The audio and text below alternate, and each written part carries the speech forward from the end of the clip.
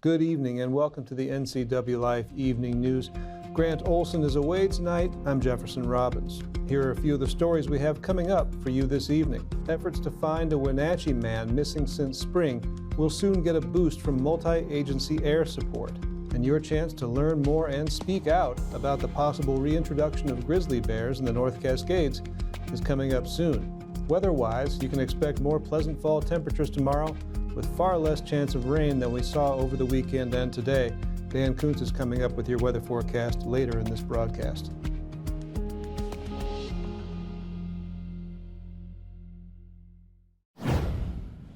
But first, our top story tonight. A Wenatchee man whose fellow consumers of child pornography praised him for the sheer volume of child sexual abuse material that he uploaded to the web has been sentenced to 12 years in federal prison.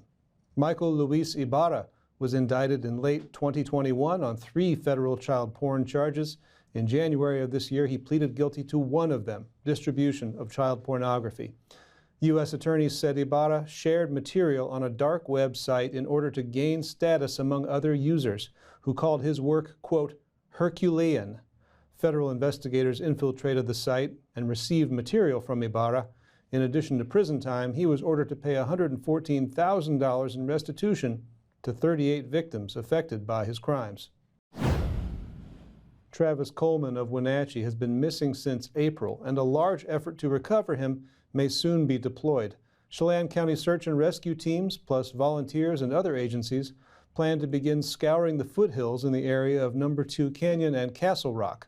They were originally set to begin searching tomorrow on foot and by air, but Ryan Moody, Chief of Special Operations with the Chelan County Sheriff's Office, said the search had to be delayed due to the unavailability of a helicopter pilot.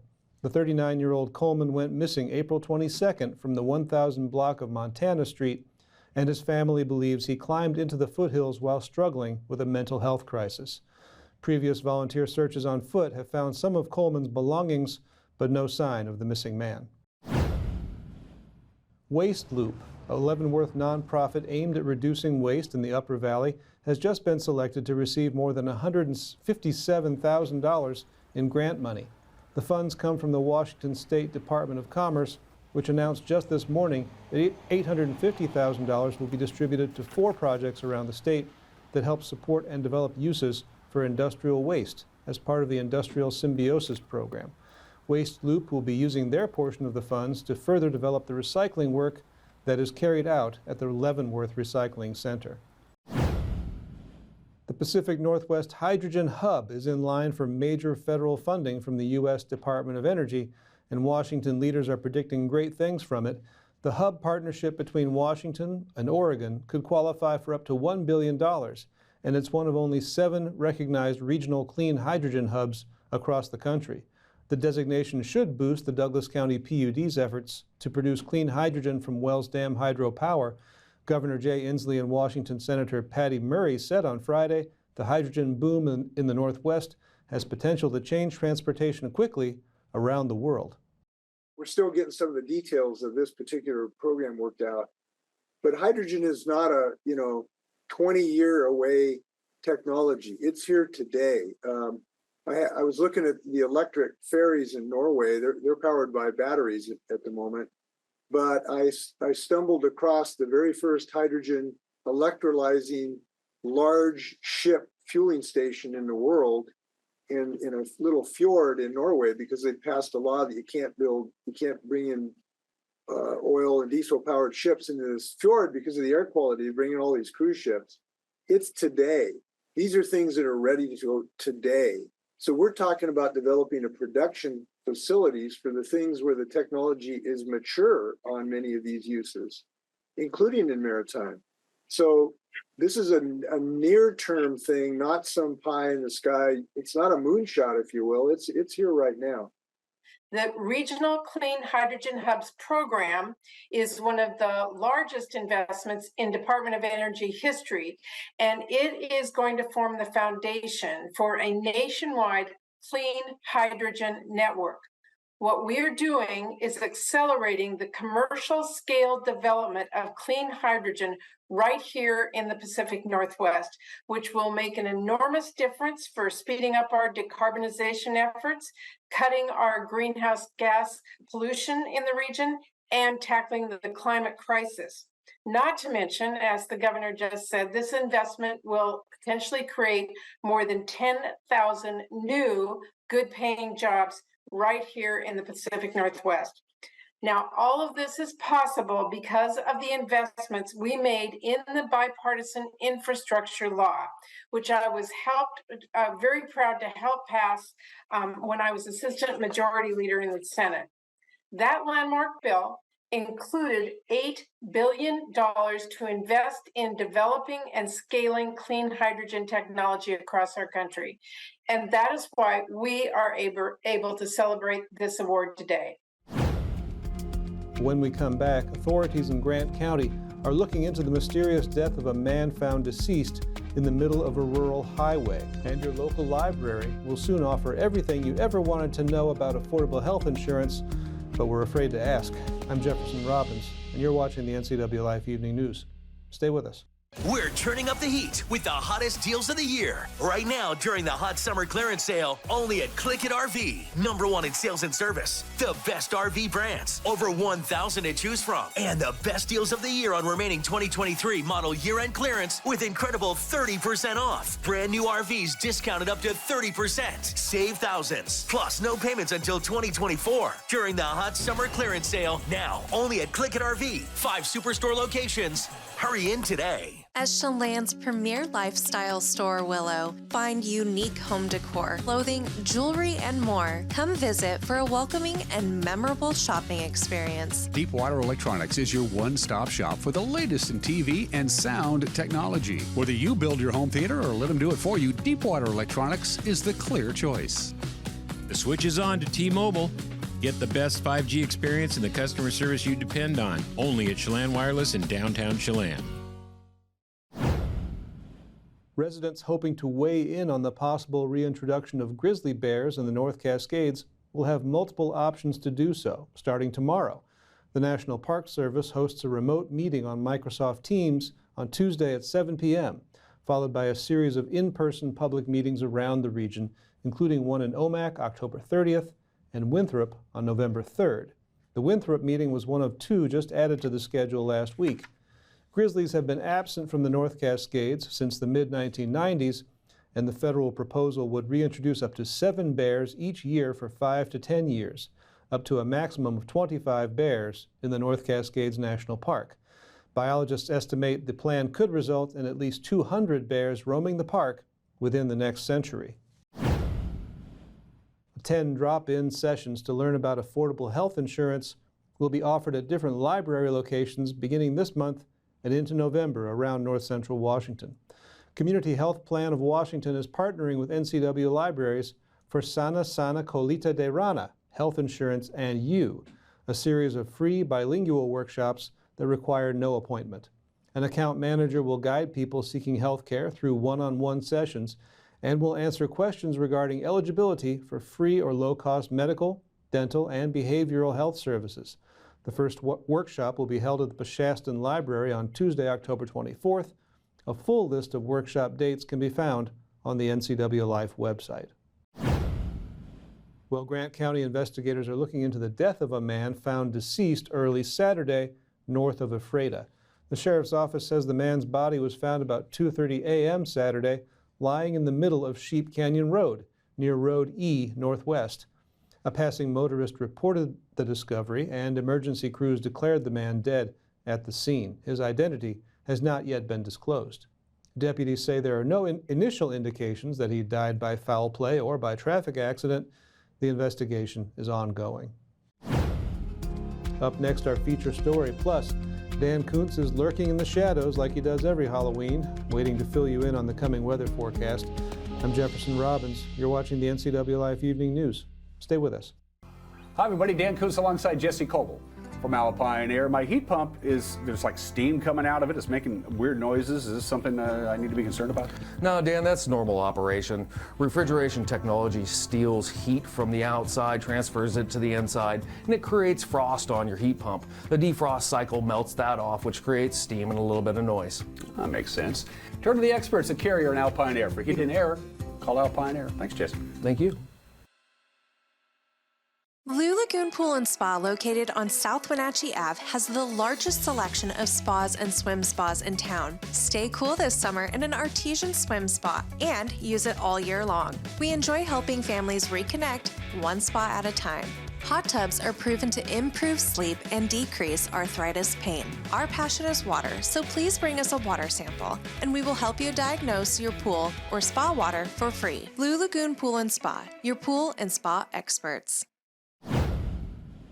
The Chelan-Douglas Regional Port Authority has proposed an initiative to level the property tax rate between the two counties. Currently, the port collects a higher tax from Chelan County residents compared to Douglas County residents. If it's approved by voters, this initiative would bring the county's tax rates together to meet in the middle. NCWLIFE reporter Casey Safford sat down with Port Commissioners Jim Huffman and J.C. Baldwin to discuss the topic.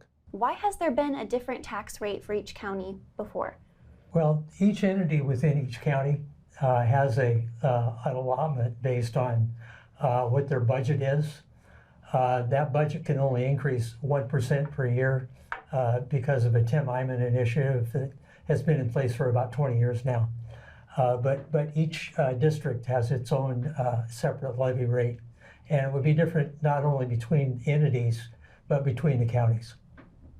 All right, and did you have anything you'd like to add to that? Just maybe a little bit about the two ports. In 2020, the two port districts functionally consolidated and into one economic development agency, and so that's part of the reason we're wanting to do this levy, because the two districts with the two taxing districts, there's that disparity. So anyway, so the two ports just decided to functionally consolidate because we feel that we're one regional economy. So let's tell everyone exactly what is being proposed with this equalization. Well, right now the difference between the two levies is that in Chelan County the levy rate is 17.5 cents per thousand, and in Douglas County it's 13.7 cents per 1,000. And so there's about a 3-cent per $1,000 difference. So this proposed equalization would be to make those meet in the middle at a specific amount? At about 16.7. All right. Right, and what that means to the individual counties is in Chelan County, if you had a $500,000 home, that would decrease your tax levy rate $5.72 a year initially, and if you are in Douglas County, it would increase it slightly to $13.43 a year. So in a media statement, Chair of Douglas County Board of County Commissioners, Dan Sutton, said, quote, "We feel that only a majority of votes in each county would make this legitimate.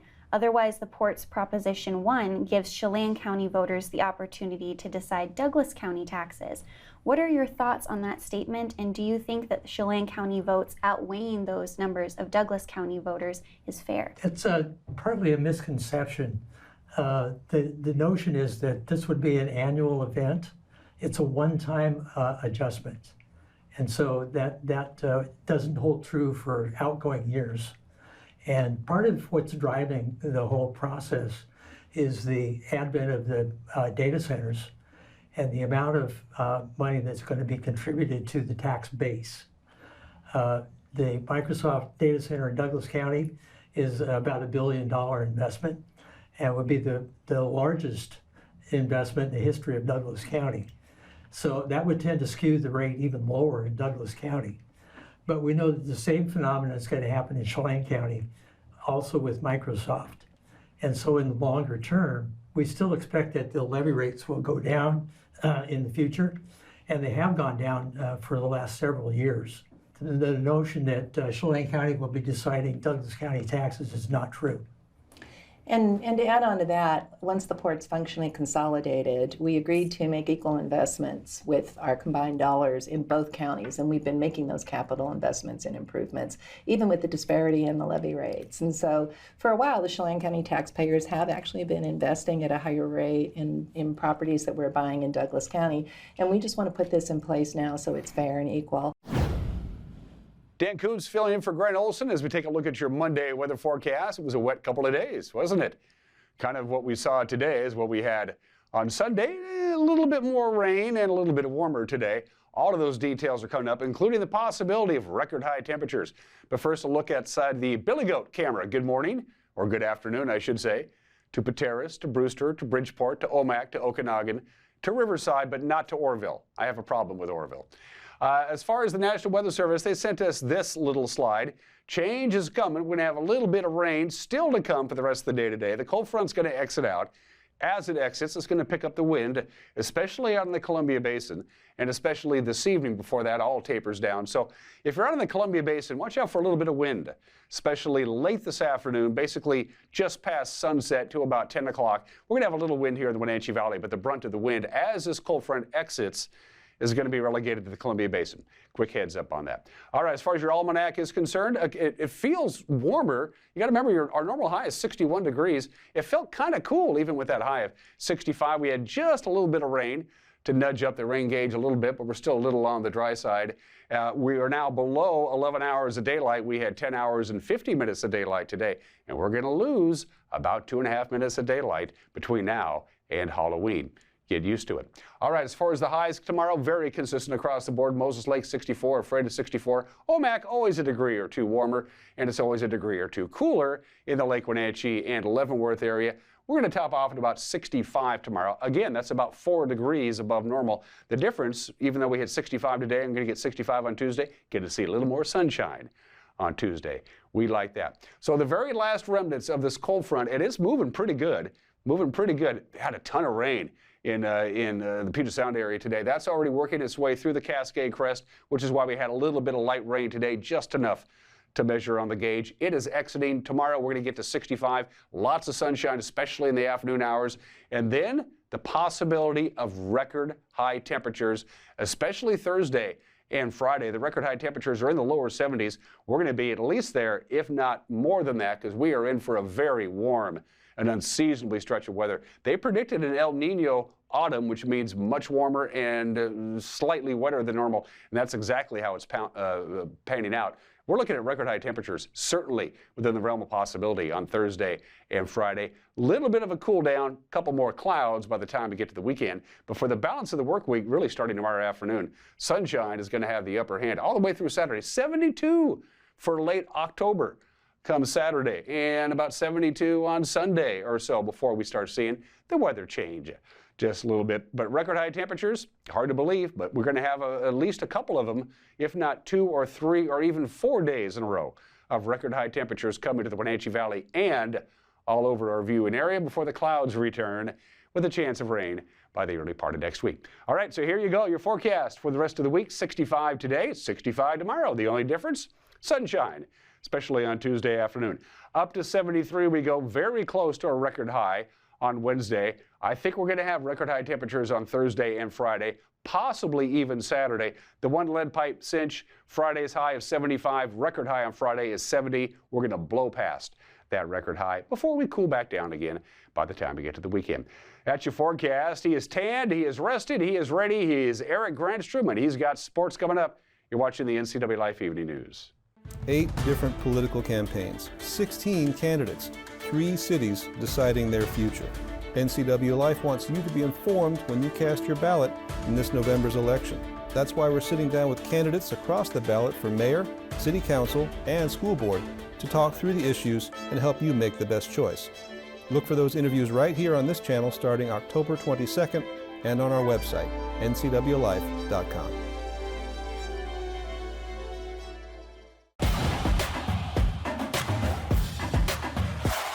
weekend recap in sports begins with prep football under the lights on Friday night. Eastmont remained undefeated with a 21-3 win on the road at Skyline. Gunnar Peterson rushed for a couple of touchdowns.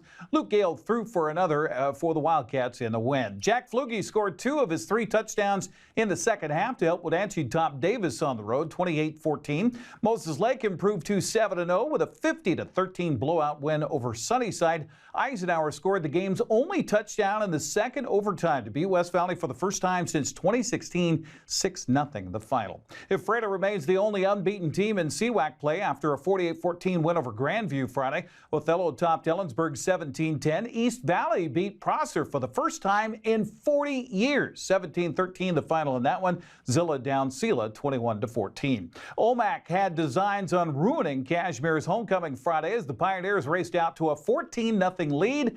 Bulldogs countered with 3 scores before half, went on for a 28-21 victory to remain undefeated. Grant Olson and Brandon Harley had the call here on the NCWLIFE channel. Again, 5 receivers in this offensive set for the Pioneers. Sackman going to keep it. Why not? Lots of room up the middle of the field. Cuts it outside. He's at the 20, down to the 10, the 5. Touchdown, Omak. And Sackman, a called quarterback keeper up the middle. He is on the way, 40, 30, and he is going to score 80-yard touchdown run for Bo Sackman. Clock running, 5:46 left in the first. Handoff, it's Peterson, big hole right side, cuts it back, upfield, 20, shakes a block, 10-5, and touchdown, Tyler Peterson, 33 yards. 3rd and goal, 10 seconds left in the first quarter. Back other side, just like Omak did on their scoring play. It's Zavala, and he scampers into the end zone. Touchdown. Running back beside him, back to pass. Lots of time this time, and he's going to wing it right down the center of the field, and it's picked off at the 45-yard line. Trey Smith, Hatmaker and shotgun. Back to pass, middle of the field, nice pass. It's the tight end, once again Smart, and he wrestles his way into the end zone. Touchdown, Cashmere. 4th and 11 to 12 yards to go. Sackman, time, looking right, now looking over the middle of the field, has a receiver, and it's caught at the 39-yard line, still on his feet, the 20, 10, and into the end zone. Touchdown, Tegan Mullen. Smith in motion, handoff Peterson right side, gets a lead block from Smith, and that springs him into the end zone. To the Pioneer 4-yard line. Trey Smith in there, quarterback, loses the football, and Omak comes up with it. How about that?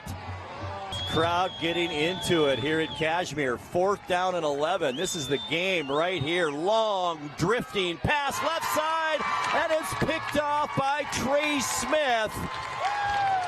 And that will do it for the Bulldogs. Quincy topped Chelan in overtime, 26-25. The Goats scored on its only possession in the extra frame, but decided to go for 2 for the win, only to fall short. Columbia Burbank blew out Cascade 41-6. B-League football Friday, Okanagan remained undefeated with a 47-zip win over Lake Roosevelt. Brewster edged Manson 21-20. Northwest Christian torched Tonasket 76-0. Waterville Mansfield beat Bridgeport 62-20. Antioch stopped Soap Lake 70-26. Moses Lake Christian rolled over Oroville 50-28. Davenport popped Patera 60-7. We'll have more prep football on Friday when the Wenatchee Panthers host the Sunnyside Grizzlies for homecoming at Lee Bofto Field of the Apple Bowl. Grant Olson, Brandon Harley. I'll be there too on the sidelines. We'll have the call with a pregame beginning at 6:30.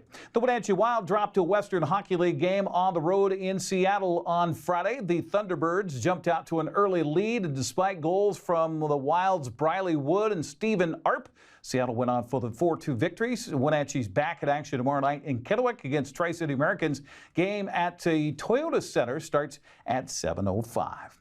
Eastmont bounced back from its only Big Nine soccer loss with a win on Saturday. The Wildcats edged Eisenhower 3-2. Wenatchee beat West Valley 7-4. Moses Lake continued on its roll with a 7-0 win over Sunnyside. Other action Saturday, Bridgeport edged Omak 2-1. Freeman quieted Quincy 4-1. Davenport blanked to Okanagan 1-0. Manson topped Oroville by a final of 7-3. On the Les Schwab Prep volleyball scoreboard, Chelan swept 3 sets from Graham Compausen on Friday. On Saturday, Fellowship Township Christian beat Cascade 3-1. Brewster blanked Omak. Antioch edged Waterville-Mansfield in 3 sets to 2. Lake Roosevelt also needed 5 sets to top Liberty Bell. Speaking of volleyball, NCWLIFE will be out to do some Big 9 volleyball tomorrow night when the Wenatchee Panthers host the Davis Pirates. I'll be courtside with your pregame beginning just a little bit before 7 o'clock. It was an exciting showdown in Seattle between number 7 Washington and number 8 Oregon on Saturday. Michael Penix Jr. hit Rome Odunze on a 18-yard touchdown pass with 1:38 to play to lift the Huskies over the Ducks 36-33. Coach Caitlin DeBoer says this will be a game Washington will remember. Man, there's nothing more special as a football coach than to see these guys just enjoying that moment that we just had out there, and they're going to remember this forever. These games are huge. They will. These are the ones they're going to talk about. Reunions and whatever happens the rest of the season. That will add to it, but they're going to be talking about the 2022 game, the 2023 game. Question about. Did it feel like last year? It felt exactly like last year. I was thinking the exact same thing on the field. And I guess that's one of the things that actually kept me feeling like keep fighting, because those are the experiences we've been through together. And I know how these guys are going to respond, and they do. And our coach, same thing. And it just trickles down each and every day. And in the big moments like you saw today, our guys just kept fighting. Washington State laid an egg at home against Arizona, falling to the Wildcats 44-6. Cougar coach Jake Dickert says he takes responsibility for this one. Give credit to Arizona. Completely dominated all 3 phases of the game, and frankly, it wasn't even close. So they had a good plan on defense. They kept us off balance. We went down and scored in the first series, and then really never got anything going really the rest of the game. Turned the ball over, had undisciplined penalties. False starts, personal fouls, defense not fitting things up right, and that's a credit to them and what they did. And not that it's going back and looking in the mirror, but it starts with me. I got outcoached today, and I'll take that.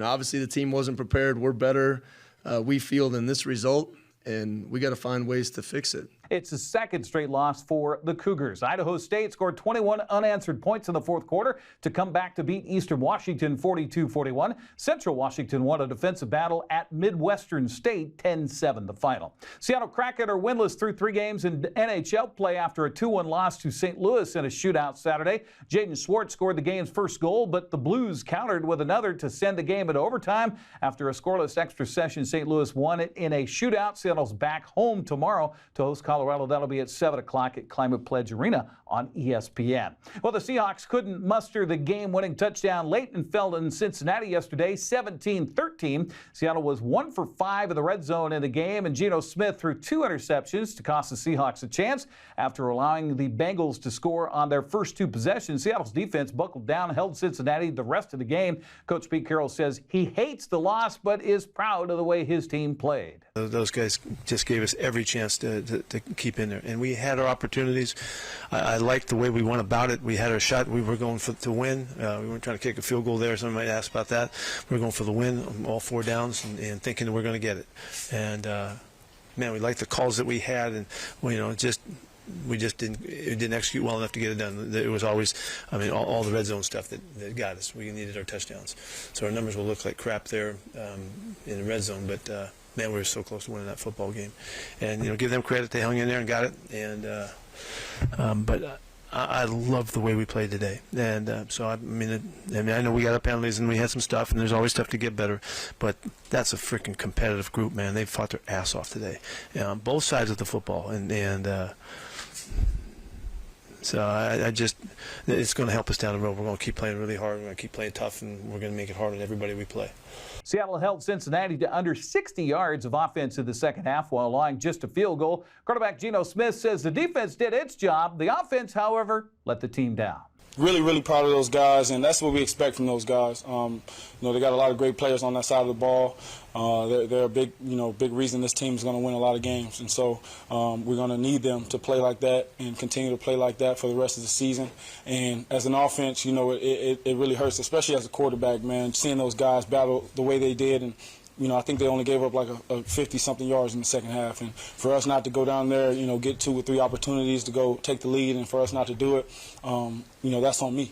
That's really on me. And so, like I said, got to be better, and I will be. Smith finished with a quarterback rating of just 69.5 despite throwing for 323 yards. Kenneth Walker III scored Seattle's only touchdown. Seahawks return home to host Arizona this Sunday at 1:05 on Fox. Cleveland handed San Francisco its first loss of the season, 19-17. The Rams handled Arizona 26-9. Niners lead the NFC West by 2 games over Seattle. Rams are in third place at 3-3, while the Cardinals come to Seattle with a record of 1-5. That's a look at sports news. I'm Eric Granstrom. And that will do it for our newscast tonight. For more on these stories and other news from around North Central Washington, you can find us on Facebook or on our website at ncwlife.com. And remember, if you see news happening we would like to hear from you, you can send us an email, news@ncwlife.com, or give us a call, 888-6295. That's 888-NCWL. I'm Jefferson Robbins. Grant Olson will be back tomorrow night. Thanks for being with us. We'll see you here tomorrow.